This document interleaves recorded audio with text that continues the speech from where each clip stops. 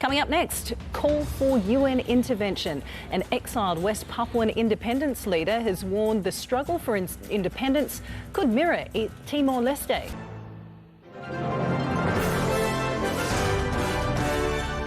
There are more disturbing reports surfacing from the Indonesian province of West Papua amid a violent crackdown by the Indonesian military.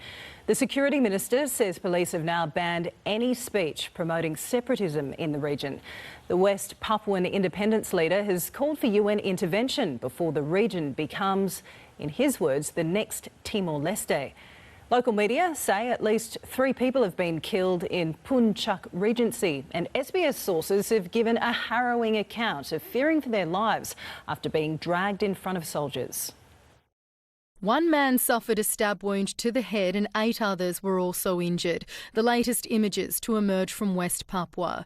Andy Ogatai was among a group of Papuans who believed they were only moments from being executed by the Indonesian military. They talked to them to sit down all them, and then after that, the military, TNI, with its troops came directly and they opened the key of the gun to ready for shoot them.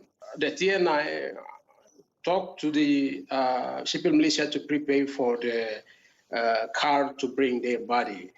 Mr Yemo says the civil militia had ambushed the group's car outside Jayapura last week following demonstrations at the governor's office. When they refused to get out, he says dozens of civil militia members smashed the windows and dragged them out. Police troops come to this place and stop them. They got away with their lives but claim many of these injuries were inflicted by militia members as police were leading them away. They say one officer was also injured. These images have also been sent to SBS showing villages in the Puncak Regency where at least 3 civilians were reportedly killed and 1,500 people have been displaced following the military crackdown. Speaking from Britain, the exiled West Papuan independence leader has urged the UN Human Rights Commissioner to urgently intervene. How many people need to be killed and then in UN to intervene?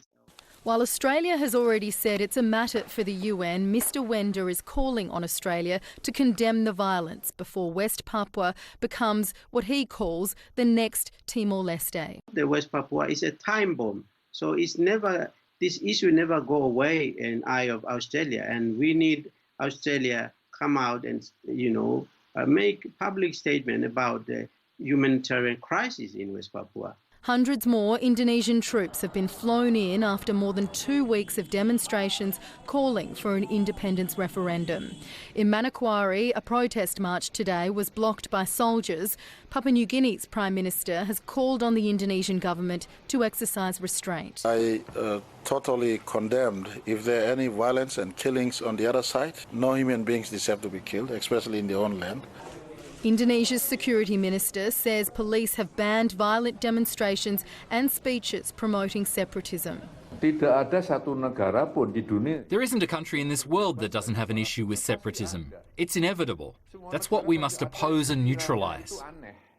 4 Australians have been deported for participating in pro-independence demonstrations. Rallies are planned in Australia and across the world later this week to show solidarity for West Papuans. Virginia Langerberg, SBS World News.